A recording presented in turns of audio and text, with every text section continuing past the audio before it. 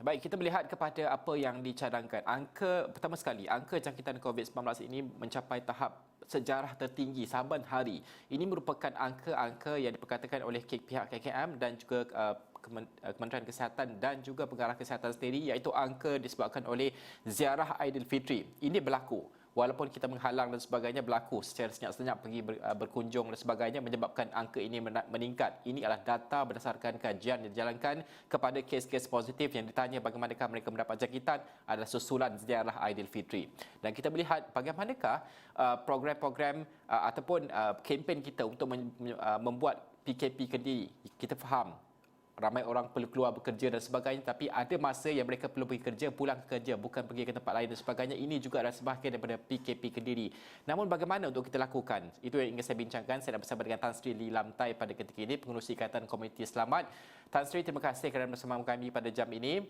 PKP Kediri ini bukan asing lagi, sudah pun kita buat dan sebagainya. Mereka memberikan alasan bahawa mereka perlu keluar bekerja dan sebagainya. Betul. Tapi pulang daripada kerja terus pulang ke rumah. Jangan keluar, jangan pergi ke mana-mana dan sebagainya kalau tidak ada urusan yang penting. Ini juga sebahagian daripada PKP Kediri.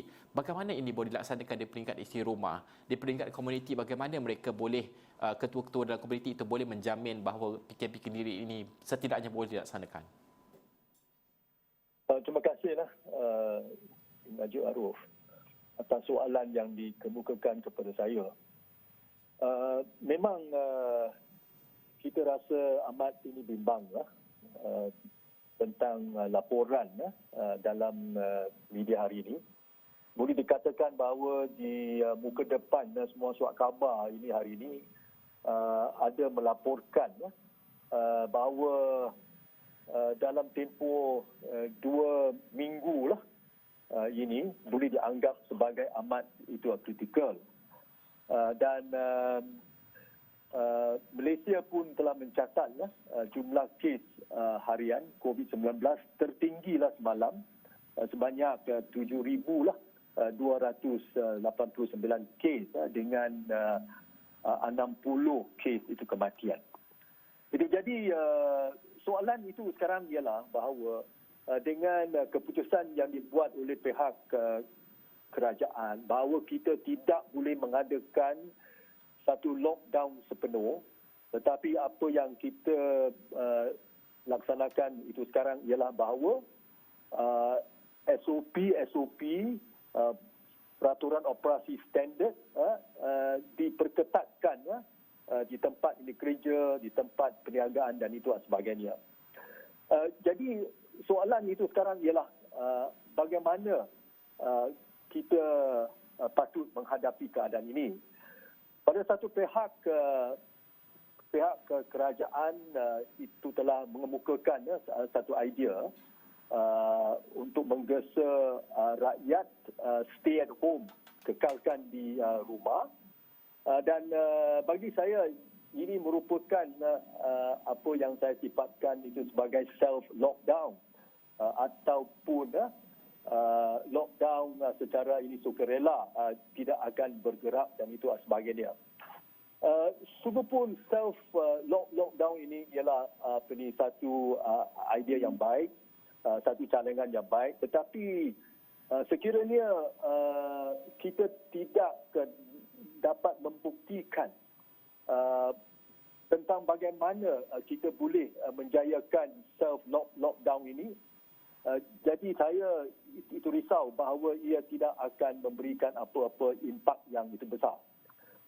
Bagi saya, kalau kita nak melaksanakan self lockdown ini, ada beberapa perkara penting yang diperlukan.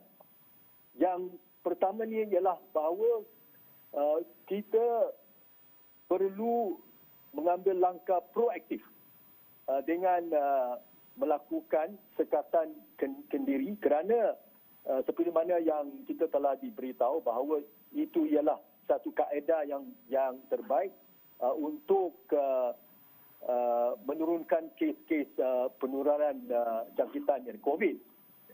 Yang kedua ialah, bagi saya ini amat itu penting kalau kita nak menjayakan self lockdown, dan itu ialah berkenaan dengan disiplin. Kita perlu amalkan itu disiplin. Kawalan itu kendiri. kita mesti mempunyai iltizam untuk melakukan apa yang kita nak buat berkenaan dengan self lockdown.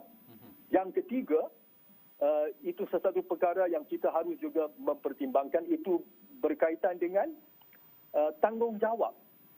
Itu self lockdown sepatutnya dianggap sebagai tanggungjawab setiap warga untuk melindungi diri, keluarga dan masyarakat.